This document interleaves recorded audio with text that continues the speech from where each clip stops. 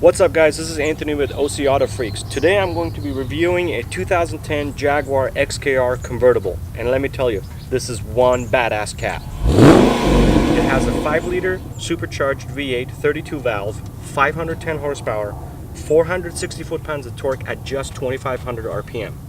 It has a 6-speed ZF auto transmission, active limited slip diff, continuously variable electronic shocks. It is limited to 155 miles an hour, more on that later. Does 0 to 60 in 4.6 seconds, and the quarter mile goes by in the low 12s. It also weighs 4,079 pounds. Now I'm going to take you through the exterior, the interior, and give you my driving impressions of this bad kitty. Now some say that the exterior styling of this car is bland or underrated, but I think it's just perfect. It doesn't have too many crazy angles or a lot of weird bulbous areas. It's just a classic look. It's a timeless classic look. Now I particularly love the front of this car. You can see a lot of similarities between its distant cousin, the Aston Martin DB9, and the same design that I worked on the DB9 also worked on the Jaguar XKR. And the grille, the mesh grille, also harkens back to the Jaguar XK 120s all the way back in the 60s. Now the interior has held up really well for a car that has almost 80,000 miles. The materials in here are soft touch. There's leather pretty much everywhere, and every single button that you press, it performs that function, which is pretty rare for a Jaguar. There are no warning lights anywhere on the dashboard. The engine is solid, no leaks from the transmission, from the engine, anywhere. One weird quirk that I noticed is that this car does not have a backup camera. I don't know why Jaguar did not put that in there. This is a $110,000 car back in 2010, and weirdly they did not put a backup camera in here. And there are no leaks anywhere on the Alcantara. Nothing is discolored. There's some scratches here, but it's a 75,000 mile car, and believe me, the owner does not go easy on this car. This is a daily driven car, and he floors it every time he gets a chance.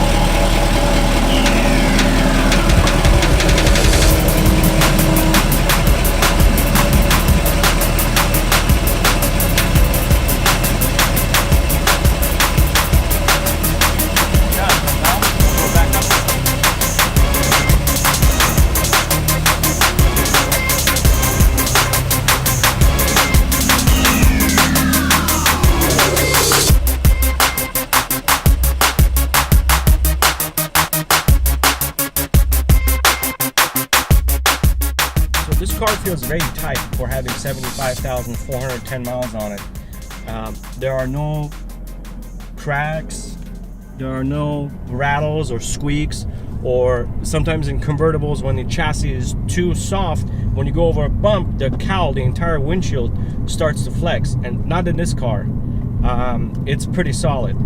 The steering is light and nimble, but not too light. I know what the front wheels are doing. I know where I'm going. The transmission shifts with no problem. Again, this car it's a daily driven car, and like I mentioned before, the owner does not baby this car. He uses it as it was intended to be used, as a fast car, fast GT, or even, you could even say, a muscle car, because it does have the torque and the horsepower to basically be a British muscle car. Not only that, but it's also a convertible, so you can put the top down and cruise around and be perfectly comfortable. Now I put the top up so we can, cut out on the road noise and stuff like that. Everything is tight. Now one thing that I had to get used to is the rotary transmission dial. That gets a little, if you're coming from a standard shift down versus rotary knob, gets a little weird, but you get used to it pretty quickly. Thanks for watching the video, guys. Now I'm really excited because we have some performance mods that we want to add to this car in the coming weeks. We're gonna add a pulley to the supercharger, change the exhaust, and also tune the ECU. Our goal is to get this car to 600 horsepower or close to 600 horsepower and let the engine breathe and hear that sweet exhaust. This is going to be one badass kitty.